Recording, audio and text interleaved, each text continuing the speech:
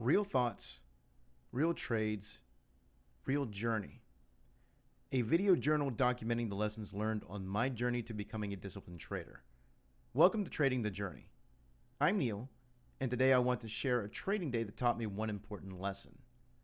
Let's see what the market had to teach me. Well, today felt like a very disappointing day in a string of disappointing days. As you see on the screen here, this was the trade. And as you can see, the trade went in my favor. But as also you could see, I got stopped out before it went in my favor. Was my stop in the wrong spot? Probably. But it was disappointing to see that. It just goes in my favor and then some. The chart, when I was looking at it, followed an overall daily pattern. It grinded down after the new session had opened. It pulled back right before the pre-market started, and then it made a new low around 8:30 a.m. Overall, basically a 3-day trend was still an uptrend. I was looking at the 15-minute chart when I was looking at seeing that. It was a slow one, but it was still an uptrend. It's, as they say, it's harder to climb a mountain than fall off one. You could see a good bullish action before it grinds down more and breaks the overall 15-minute structure. But if it follows the daily pattern, we will probably see another few days of bears before we start going back up and making new highs. The pattern from my viewpoint was just repeating, but in a much tighter time frame. By that I mean shorter period of time on the daily chart. And it may go up anytime soon unless some bad news happens and people don't like it. But even people can like bad news and everything just shoots up. There was a bear candle that took out the high a day, even though buyers did step back in. Possible reversal signal, but there was no setup at that time. And then I was looking at the 15-minute chart, and I was looking to get in if the 15-minute chart closed above the pre-market high, which would be a power bar closing on the 15-minute chart. That's what I was looking at. So I decided if it was going to close strong to get in on that, and it did. The 15-minute candle closed above pre-market high, so it took out the swing high that was all the way to the left, including pre-market, which was in pre-market. Plus a fence trade set up on the 2-minute chart as well.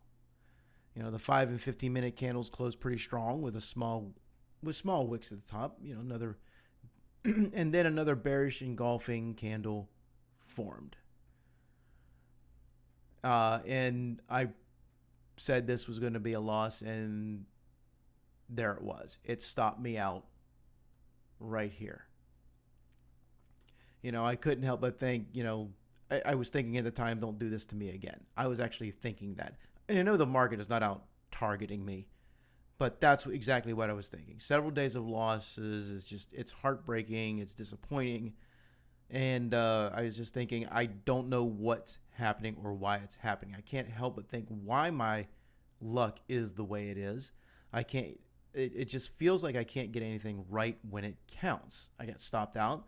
I don't know what, and I was thinking, I don't know what's wrong with me or why my good plays just aren't working. This week, it just seems to be happening over and over again. And, well, I'll be honest here.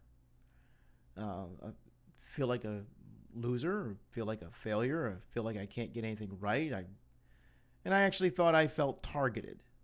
The market stopped me out, then it went back up to my 1-1, and eventually my 2-1, and as you can see, 3-1. So it just,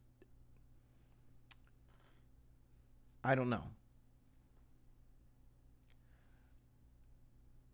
if the data supports it, maybe my stop could have been more like here, you know. Then it would have gotten close to my 2-to-1. Maybe it would have hit my 2-to-1. I don't know. It depends on where my stop would have been. But if it was here, it would have gotten close to 2-to-1. I would have gotten at least a 1.5 on it, if anything. Or actually, based on my rules, when it hit past my 1.5, then I would have gotten a 1-to-1 out of it, you know. So it was just one of those days. And this one was a smaller loss than the other days. It was, my stop was half the size of what my previous losses were this week. It was just tighter.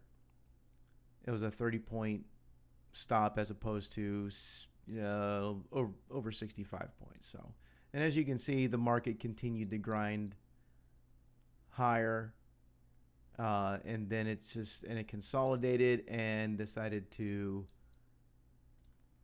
come back down and end the day, almost where it started, as you can see. What will happen tomorrow, I don't know.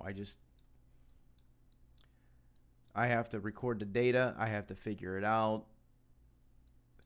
My stops up until now were all pretty, I wouldn't say sizable, but were within a good range. Anywhere from 50 to 100 points is my usual. Sometimes a little bit more.